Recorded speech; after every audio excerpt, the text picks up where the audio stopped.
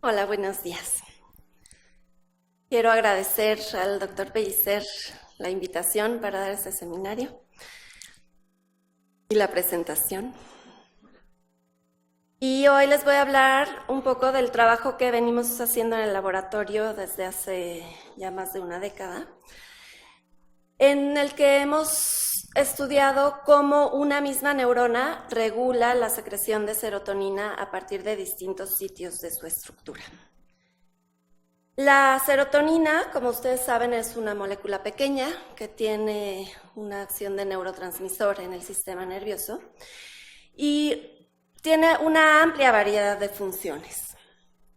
Desde funciones relativamente sencillas como la regulación de los patrones motores rítmicos asociados a la respiración, la masticación o la locomoción, hasta funciones muy complejas como la regulación del sueño o la atención. Y lo que creo que más nos interesa aquí en el instituto es que la serotonina regula nuestras emociones y nuestra conducta social. Hay dos características de los sistemas serotonérgicos que llaman mucho la atención. Una es que las funciones de la serotonina han estado altamente conservadas a lo largo de la evolución, de manera que las podemos ver desde invertebrados tan sencillos como los anélidos hasta el ser humano. La regulación de los patrones motores rítmicos asociados a la locomoción se puede estudiar muy bien en las sanguijuelas, como las que ven aquí.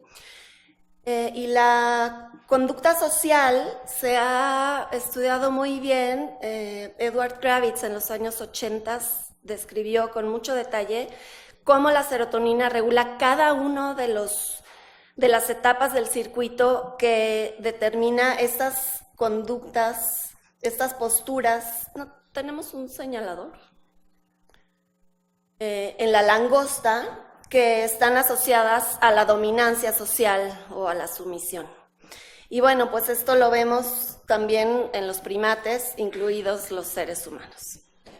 De manera que uno de los mensajes que quisiera que se lleven de esta conferencia es que las funciones de la serotonina son las mismas, desde los gusanos hasta nosotros. Otra característica que llama la atención es que los sistemas serotonérgicos están formados por un número muy pequeño de neuronas. Cuando digo muy pequeño, es muy pequeño. En las sanguijuelas, por ejemplo, hay 7 neuronas serotonérgicas, de un total de 400 en cada uno de los ganglios que forman el sistema nervioso. Aquí las marqué con rojo. En los crustáceos hay unas 120 neuronas serotonérgicas en todo el sistema nervioso central. Y en los mamíferos hay unos cuantos miles de neuronas serotonérgicas, que puede parecer un número muy grande, pero en proporción hay solo una neurona serotonérgica por cada millón de neuronas en el sistema nervioso. Entonces, estamos hablando verdaderamente de pocas neuronas. ¿Y cómo es, entonces, que un número tan pequeño de neuronas puede ejercer una variedad tan amplia de funciones?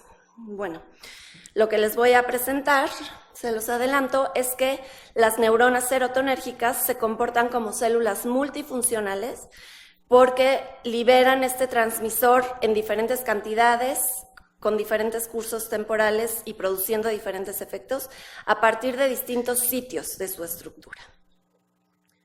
Esta es una caricatura típica de una neurona. Tenemos el soma o cuerpo celular, las dendritas que reciben la información, un axón que conduce la actividad eléctrica y las terminales sinápticas, que son estructuras especializadas donde se forman sinapsis con otra neurona o con alguna otra célula. Y esto es una estructura muy localizada donde clásicamente sabemos que ocurre la liberación de los neurotransmisores. De manera que podemos imaginarnos al cerebro o cualquier circuito neuronal como un circuito electrónico, donde los axones son estas pistas o cables y donde las sinapsis son estos puntos de conexión que son, digamos, un circuito con un alambrado fijo. Sin embargo, en las últimas ya casi 2 décadas, muchas gracias.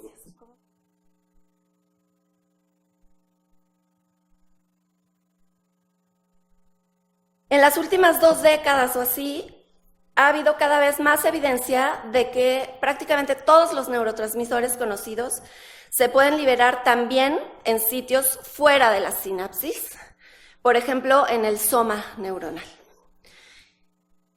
Y bueno, las sinapsis, la liberación entonces en la sinapsis produce efectos muy localizados sobre una terminal postsináptica, que son efectos muy rápidos, como les voy a mostrar, y de corta duración.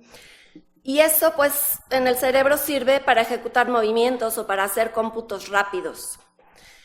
Por otro lado, la secreción extrasináptica de sitios como el soma neuronal produce efectos difusos sobre todo el sistema nervioso o sobre circuitos enteros. Esto es como si bañáramos al circuito cableado que les acabo de mostrar en un caldo que ahora va a cambiar cómo es que funcionan estas conexiones fijas.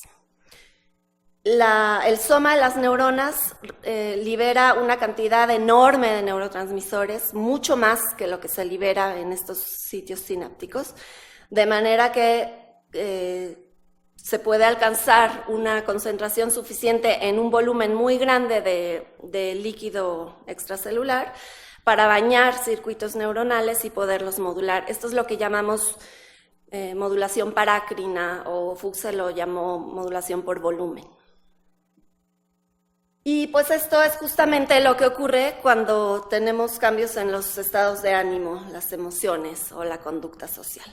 Si ustedes ahorita pellizcan a su compañero de al lado, pues le va a doler y el dolor le va a durar solamente unos cuantos segundos, pero se va a enojar. Y ese enojo probablemente le dure minutos, horas o hasta días, dependiendo de la situación en la que está la persona, ¿no? A esto me refiero con que se puede cambiar cómo los circuitos responden ante determinados estímulos. Y eso es justamente lo que hace la secreción extrasináptica. Entonces, la pregunta que nos hemos hecho en el laboratorio es cómo es que una misma neurona regula de manera diferente la secreción en diferentes sitios de su estructura. Y para estudiar esta pregunta no utilizamos un cerebro de humano, que es complicadísimo. Utilizamos uno mucho más sencillo, que es el sistema nervioso de la sanguijuela. La sanguijuela es un anélido, es un animal segmentado, que en lugar de tener un solo cerebro, tiene una cadena con muchos cerebritos. Cada uno controla uno de los segmentos del animal de manera relativamente independiente. Y todos estos ganglios son similares entre sí. Aquí les muestro uno de ellos.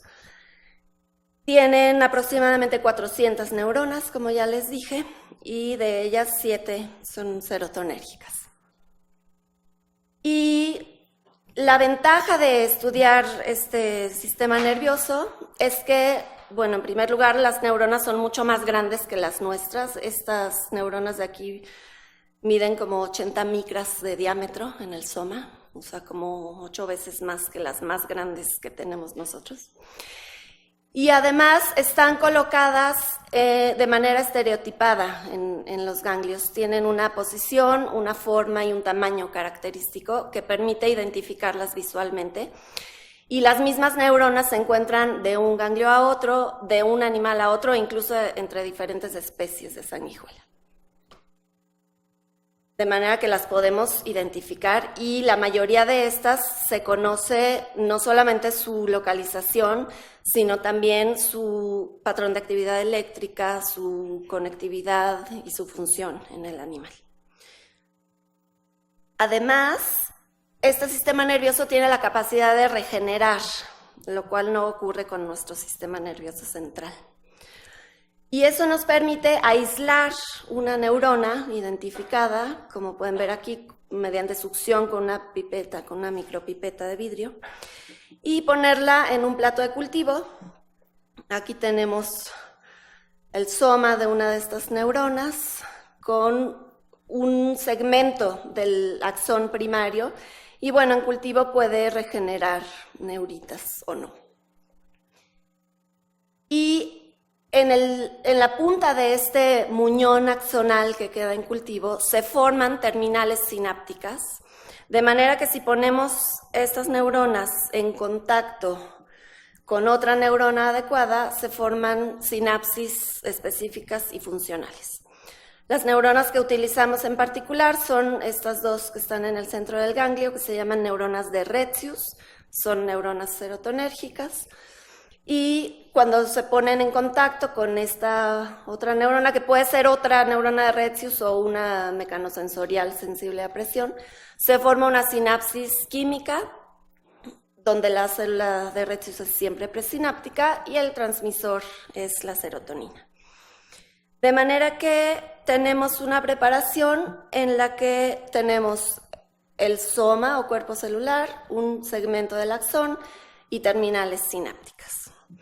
Y voy a empezar por describir cómo es la secreción en las terminales sinápticas, que es lo que todo el mundo conoce y por ello no voy a abundar mucho aquí.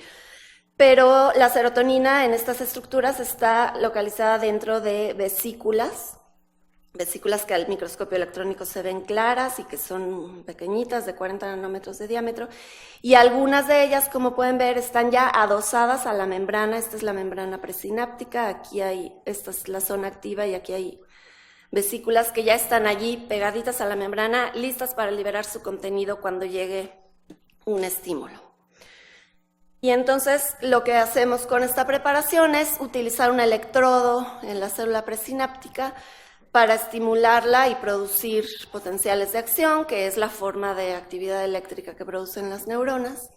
Y con otro electrodo registramos las respuestas en la célula postsináptica, que son estas de aquí. Sabemos que estas respuestas son producidas por la liberación de serotonina en respuesta a estos potenciales de acción. Y bueno, si damos trenes de potenciales de acción, ocurre plasticidad, como en cualquier sinapsis. Nada nuevo, todo esto se conoce desde los años 50. Y lo único que les quiero mostrar aquí es que un potencial de acción es suficiente para producir secreción en las terminales sinápticas y una respuesta postsináptica.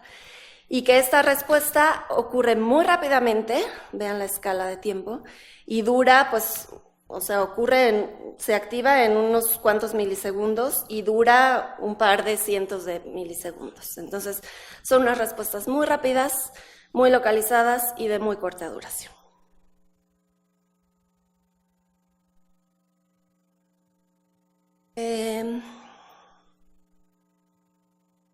Vamos a pasar ahora a estudiar la secreción en el soma de la neurona y cómo es la estructura del soma. A diferencia de la sinapsis, en el soma hay otro tipo de vesículas que son más grandes, se ven oscuras al microscopio electrónico y contienen 17 veces más serotonina que las de la sinapsis. Pero además, a diferencia de la sinapsis, aquí está la membrana plasmática y vean que las vesículas están formando cúmulos bastante lejos de la membrana. Como a 2 micras de la membrana están los cúmulos más cercanos. De manera que estos cúmulos, para liberar su contenido, primero que nada se tienen que movilizar. Y para eso lo que necesitamos es estimular, no con un potencial de acción, eso no es suficiente. Necesitamos estimular con altas frecuencias de estimulación. Necesitamos estimular con trenes de potenciales de acción, por lo menos a 10 Hz. Aquí estimulamos con un tren a 20 Hz, o sea, son 10 potenciales de acción separados por 50 milisegundos cada uno. Y entonces las vesículas se movilizan y sí se pegan a la membrana. ¿Cómo estudiamos la secreción somática? Utilizamos un colorante fluorescente que se pega a la membrana y cuando se pega brilla. De manera que cuando ocurre secreción, es decir, las vesículas se fusionan con la membrana, aumenta la superficie de membrana expuesta al colorante que ponemos afuera en el baño, y entonces podemos ver un incremento en la fluorescencia, como se ve aquí. Esto es una escala de colores, donde el azul es poca fluorescencia y el rojo es mucha fluorescencia. Entonces, después de dar un estímulo a alta frecuencia, podemos ver cómo se va incrementando la fluorescencia en la membrana, y esto lo podemos medir a lo largo del tiempo, como se muestra aquí. Aquí les estoy mostrando la fluorescencia en función del tiempo. La flecha indica el momento en que se da este tren de impulsos a 20 Hz. Son 10 impulsos a 20 Hz, o sea, el tren dura medio segundo. Y vean que por lo menos un minuto no pasa nada, y después empieza a incrementarse la fluorescencia muy lentamente, y todo este incremento significa que se están fusionando vesículas y se está liberando serotonina. Cuando ya se estabiliza esta fluorescencia, es que ya terminó la secreción. Entonces vean cuánto dura la secreción. Dijimos que el estímulo dura medio segundo, pero vean que la secreción dura varios minutos. ¿Cómo le hace la célula para secretar todo este tiempo en ausencia de estimulación? Bueno, sabemos que para que ocurra la secreción debe haber un incremento en la concentración de calcio en el citoplasma. Y por ello estudiamos la concentración de calcio intracelular con un... Esto es solo para mostrarles que si estimulamos a una baja frecuencia, son los mismos 10 potenciales de acción, pero a una frecuencia de 1 Hz, aquí es un impulso por segundo, entonces no hay secreción somática. Al contrario de lo que sucede en la sinapsis, que cada potencial de acción produce un poco de secreción. Entonces estudiamos el calcio con un colorante fluorescente que inyectamos en el citoplasma, y este es un colorante que cuando se une a calcio brilla.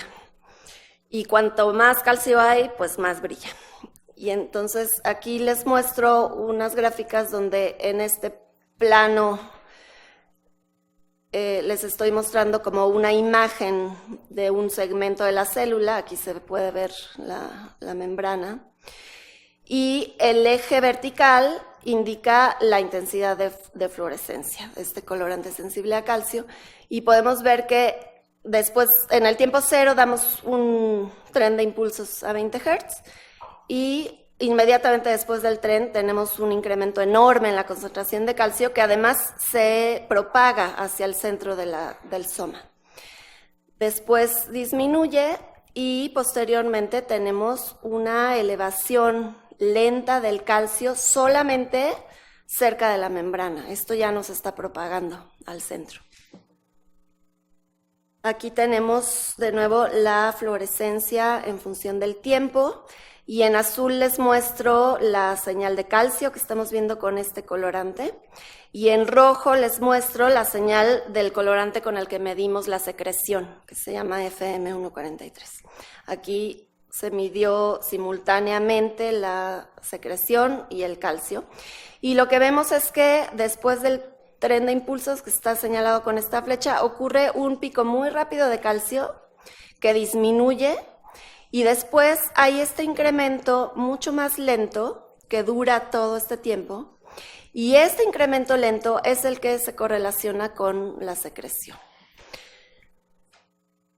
Y vean que la duración de la secreción se correlaciona muy bien con el tiempo que dura también este incremento lento de calcio.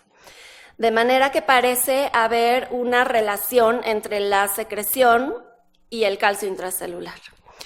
Y aquí les muestro simplemente, es la corriente que está fluyendo a través de la membrana. No se asusten, no les voy a hablar mucho de corrientes. Lo único que les quiero mostrar aquí es que no hay nada. Esto está plano, hay ruido, pero no hay corriente. O sea, no está entrando calcio por la membrana.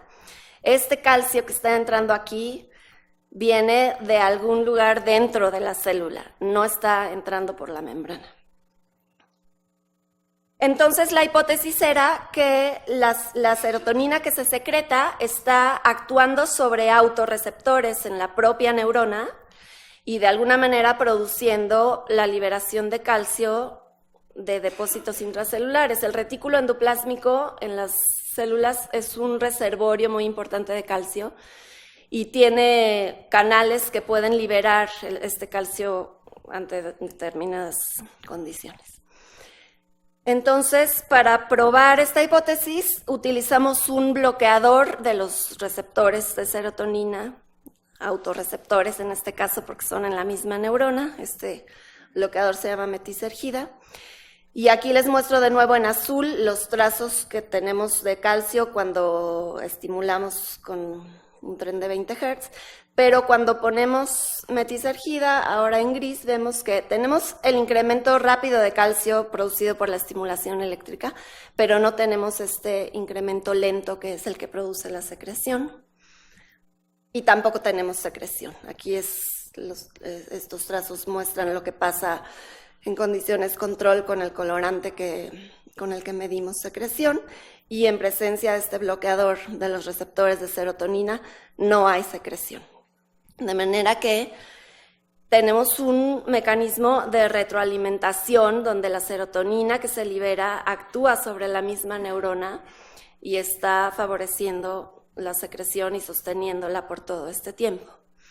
Y para mostrar el mecanismo por el que ocurre esto, hay receptores que están acoplados a vías de señalización intracelular que producen segundos mensajeros que pueden a su vez actuar sobre estos receptores en el retículo endoplásmico y liberar el calcio. Y una de estas vías es la de la fosfolipasa C. Hay receptores que activan a la fosfolipasa C y esta enzima produce un segundo mensajero que se llama IP3. Y el IP3 entonces produce liberación de calcio del retículo endoplásmico. Aquí entonces utilizamos un bloqueador de la fosfolipasa C, U73122, y como les muestro aquí en los trazos grises, también se bloquea por completo la subida lenta de calcio que observamos en condiciones control, y también se bloquea la secreción. De manera que lo que tenemos en el soma tenemos cúmulos de vesículas lejos de la membrana y cuando estimulamos con un tren de impulsos a alta frecuencia entra calcio por canales dependientes de voltaje. Sabemos además que los canales en el soma son canales de tipo L. No voy a entrar en detalles, pero estos canales no participan en la secreción en las sinapsis, pero sí participan, por ejemplo, en la secreción en células endocrinas.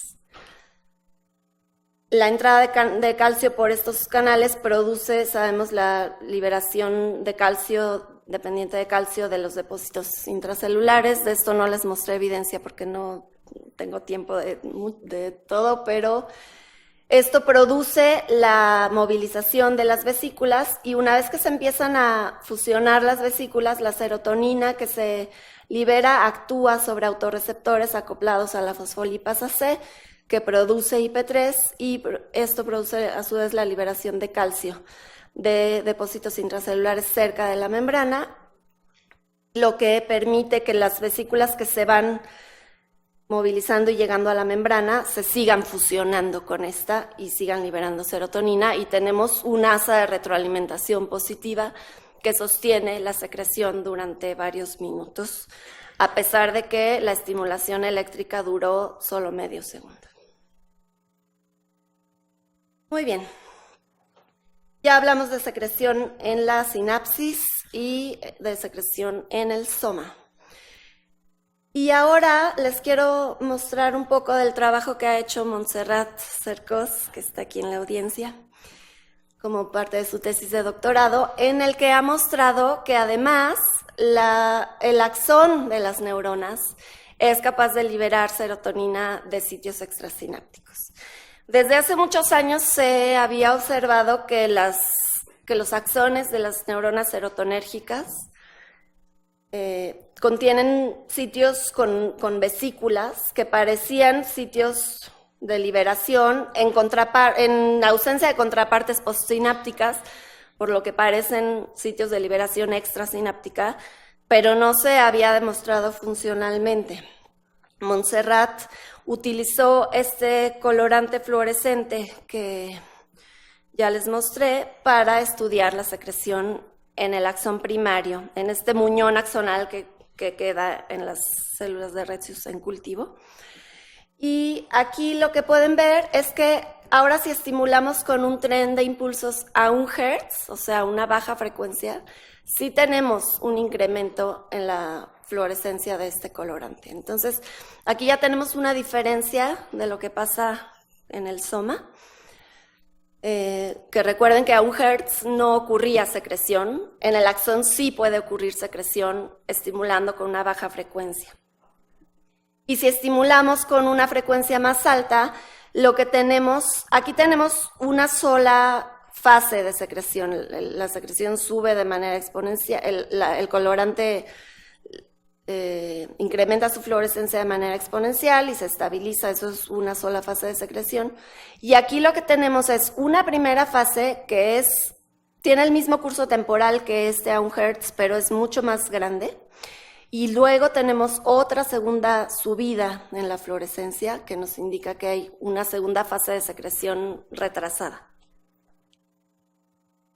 Y cuando Montserrat midió la distancia de cada una de las vesículas a la membrana más cercana, lo que encontró fue esta distribución que se puede ajustar muy bien a 3 poblaciones, lo cual sugiere que hay 3 pozas de vesículas, unas que están muy cerquita de la membrana y por eso podemos tener secreción con estimulación a baja frecuencia, otra que está a una distancia intermedia y que se activa solamente con estimulación a 20 Hz, pero que incrementa la secreción con respecto a lo que ocurre a 1 Hz. Y una tercera que está mucho más alejada y por lo tanto llega retrasada a la membrana y produce esta secreción más tardía. Montserrat estudió también simultáneamente la concentración de calcio intracelular con la secreción y aquí les muestro la respuesta con estimulación a 1 Hz. En verde aquí se ve el calcio intracelular. Tenemos de nuevo un pico rápido que corresponde a la estimulación eléctrica y después este incremento lento que cuando se termina la secreción disminuye. Y cuando estimulamos a 20 Hz, pues hay un pico mucho más grande de calcio con la estimulación eléctrica y después tenemos esta elevación que es mayor en la concentración de calcio y tenemos estas 2 fases de secreción. Entonces esto se parece mucho a lo que ocurre en el soma, donde ya les mostré que hay un mecanismo de retroalimentación. Sabemos que este pico rápido de calcio lo que hace es movilizar vesículas que están alejadas de la membrana y este transitorio lento de calcio se produce por la retroalimentación positiva que ya les mostré entre la serotonina y el calcio intracelular y eso permite que la secreción se mantenga por más tiempo. Y bueno, para mostrar que efectivamente aquí ocurre también esta retroalimentación positiva que depende de las pozas intracelulares de calcio, bloqueamos estas pozas, vaciamos las pozas intracelulares y les bloqueamos los receptores para que no haya liberación de esa fuente. Y entonces lo que pasa es que se sigue produciendo este pico rápido, que es en respuesta a la estimulación eléctrica, pero ya no hay el incremento lento de calcio. Y la secreción sí hay, pero dura muy poquito tiempo. Entonces, esto es un mecanismo, digamos, intermedio, ¿no? Entre lo que pasa en la sinapsis, que es muy rápido y que ocurre a bajas frecuencias, y lo que pasa en el soma, que requiere de altas frecuencias de estimulación. Como sabemos que el pico rápido de calcio es el que determina cuántas vesículas se movilizan y al final eso determina cuánta secreción va a haber, pues estudiamos con detalle este transitorio rápido, y lo que pueden ver aquí es que si estimulamos a 20 Hz, que es el trazo morado, pues el pico es mucho más grande y rápido. Y si estimulamos a 1 Hz, pues hay un incremento con cada potencial de acción, pero el incremento es mucho más pequeño que si estimulamos a 20 Hz. Y lo que hizo Montserrat entonces fue medir qué tanto de este incremento en la concentración de calcio se propaga por el axón. Sabemos que en la punta del axón hay terminales sinápticas y ahí están concentradísimos los canales de calcio, entonces la concentración de calcio es mucho más grande en la punta del axón. Y lo que hicimos fue estudiar qué tanto se propaga a lo largo del axón. Este sería el soma de la célula, este es el muñón axonal. Aquí está la punta y trazamos esta línea. Y aquí lo que les muestro es la fluorescencia del colorante sensible a calcio a lo largo de esta línea, ¿no? De esta distancia, donde 0 es la punta del muñón axonal y aquí estaría el soma. Y lo que vemos es que, bueno, si no estimulamos, pues no hay nada. Si estimulamos a 1 Hz, aumenta sobre todo cerca de la punta del axón el calcio, pero no se propaga muy lejos. Y en cambio, cuando estimulamos a 20 Hz, el máximo de calcio se obtiene cerca de la punta, pero también se propaga bastante por todo el muñón axonal. ¿Y qué pasa entonces cuando estimulamos a 1 Hz, pero bloqueando esta fuente de calcio tan importante que son los depósitos intracelulares? Si estimulamos a 1 Hz y bloqueamos los depósitos intracelulares, no pasa nada, porque a 1 Hz en realidad no se están activando estos depósitos.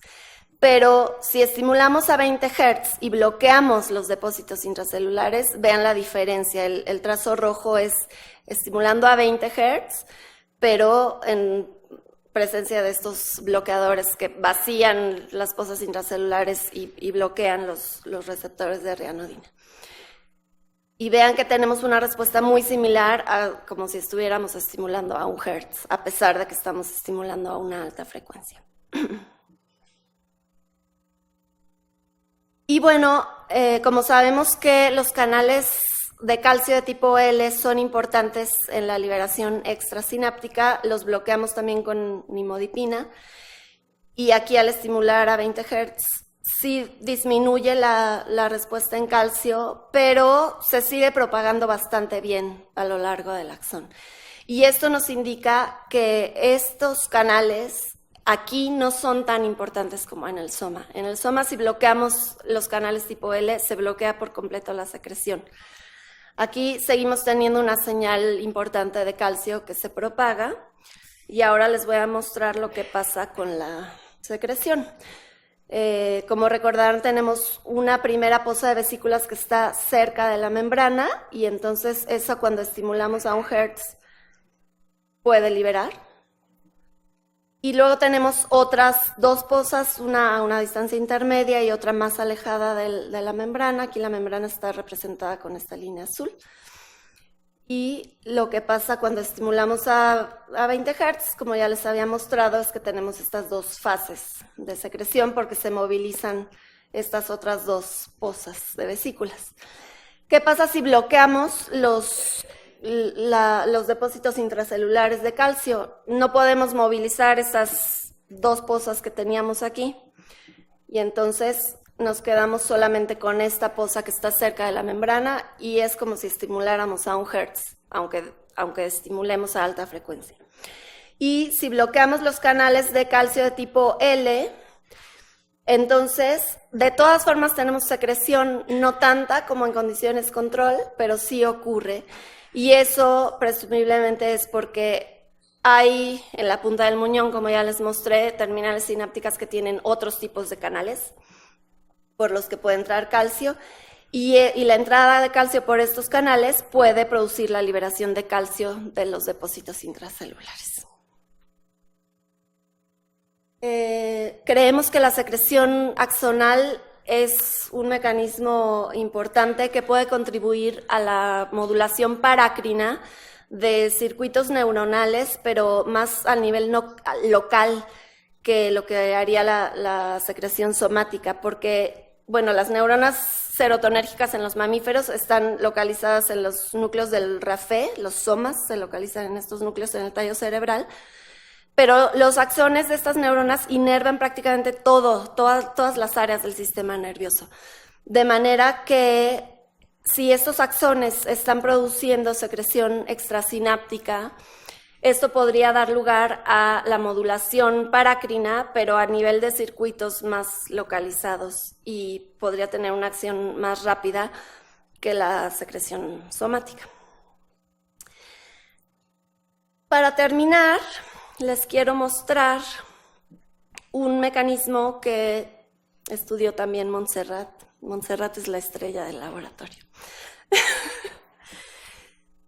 Hace tiempo en su tesis de licenciatura encontró que después de estimular a las células de Retius en cultivo, como se muestra aquí, con un tren de impulsos, se observa esta hiperpolarización después del tren, que nos llamó mucho la atención y a veces registrábamos utilizando electrodos intracelulares llenos de cloruro de potasio, porque es fácil utilizar esta sal simplemente. Y lo que veíamos es que cuando utilizábamos cloruro de potasio en el electrodo, teníamos, en lugar de esta hiperpolarización, teníamos una despolarización. Entonces, esto nos sugirió que allí se está moviendo cloro. Cuando usamos un electrodo lleno de cloruro de potasio, estamos inyectando cloro dentro de la célula y esto invierte el gradiente de concentración del cloro. Normalmente el cloro está más concentrado afuera de la célula que adentro, pero al utilizar este electrodo lo estábamos invirtiendo. Y el que esta respuesta se invierta, pues sugiere que es producida por corrientes de cloro. Y encontramos que la serotonina, bueno, no encontramos, ya se sabía en realidad. La serotonina sobre estas neuronas produce exactamente ese mismo tipo de respuestas. Produce una hiperpolarización, pero si invertimos el gradiente transmembranal de cloro, produce una despolarización. De manera que esto sugiere que esta respuesta puede ser producida por la serotonina que está liberando la propia neurona. Y para estudiar eso, lo que hicimos fue utilizar la respuesta invertida. Se las voy a mostrar así como una despolarización, porque así es mucho más fácil de ver. Y cuando bloqueamos la secreción sustituyendo el calcio por magnesio en la solución extracelular, se bloquea esta respuesta, sugiriendo que es producida por algo que está secretando la neurona. Y bueno, esto es reversible, cuando volvemos a la solución normal se recupera. Y para mostrar que lo que está secretando la neurona y que produce esta respuesta es serotonina, vaciamos la reserva de serotonina de las neuronas, incubándolas con reserpina, y en esas condiciones, pues esta despolarización no ocurre. De manera que mostramos que esta respuesta es una respuesta también de autorregulación producida por la serotonina liberada por la propia neurona. Y esto que en condiciones normales, fisiológicas, es una hiperpolarización, no una despolarización como vemos aquí, esto es un artefacto del método, lo que hace es que inhibe la la actividad eléctrica de la célula. Entonces, si empezamos a estimular a la célula y libera serotonina, llega un momento en que ya no puede llegar al umbral de disparo y tenemos estas fallas en los potenciales de acción. Y entre más frecuencia de estimulación utilizamos, pues tenemos más fallas. Como pueden ver aquí, este es el número de fallas cuando estimulamos a 1 Hz, como aquí, a 10 Hz, como aquí, y a 30 Hz, como aquí. Se va incrementando el número de fallas conforme se aumenta la secreción de serotonina. Y bueno, mostramos que esto es efectivamente producido por serotonina porque si bloqueamos los autorreceptores de serotonina con metisergida, pues no hay estas fallas. Y lavamos la metisergida, vuelven a aparecer. Entonces tenemos un mecanismo aquí de autoinhibición producido por la serotonina en esta misma célula. Pero yo les mostré que en el soma es la serotonina que hace un mecanismo de retroalimentación positiva que sostiene la secreción. Esto es una cosa diferente. Entonces, ¿dónde está localizado este mecanismo? Para resumir, la serotonina que se libera de las vesículas actúa sobre autorreceptores que están acoplados a canales de cloro y esto produce una hiperpolarización y disminuye la actividad eléctrica de la neurona. Entonces, estas respuestas las vemos en este tipo de neuronas que están en cultivo, donde tenemos el soma, un segmento del axón y terminales sinápticas. Pero entonces, ¿dónde está ese mecanismo? ¿No? Y lo que hicimos para estudiar la localización de este mecanismo fue, esto lo hizo Miriam García Ávila, fue registrar neuronas en diferentes condiciones. Algunas fueron aisladas, como las que ya les mostré con un segmento del axón primario, algunas de estas desarrollan neuritas, otras no. Pero otras neuronas las aislamos solamente sacando el soma, sin conservar ningún segmento del axón, para ver si este mecanismo de retroalimentación está presente en el soma o no. Y otra condición fue registrar a las neuronas in situ dentro del ganglio, sin aislarlas.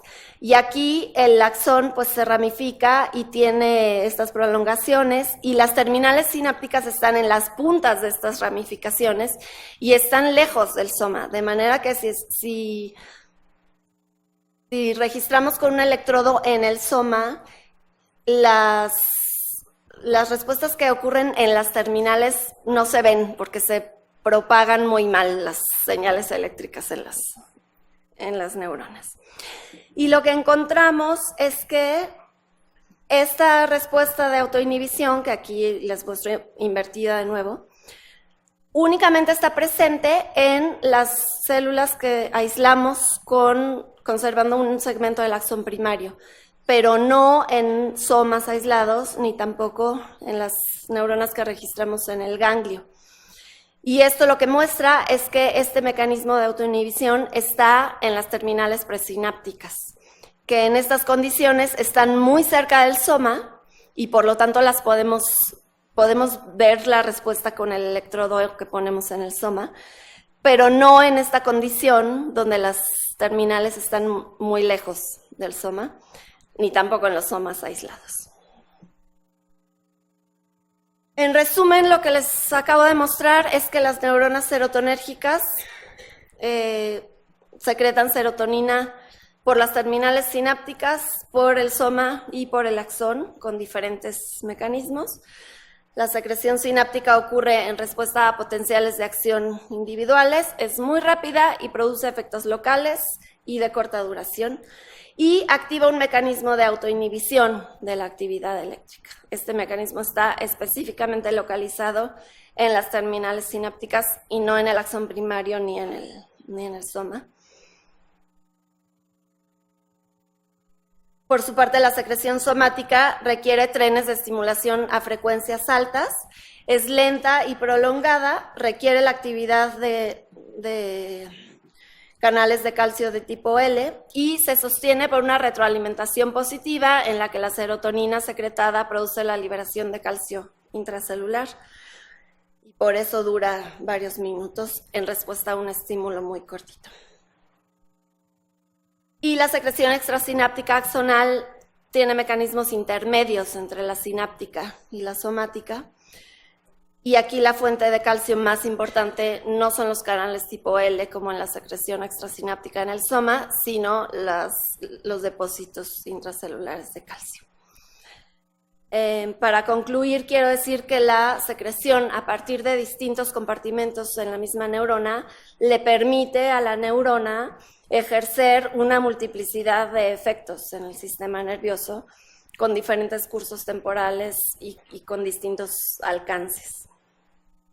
Y en un contexto más general, sabemos que la secreción extrasináptica ocurre en prácticamente todas las neuronas, tanto de invertebrados como de vertebrados.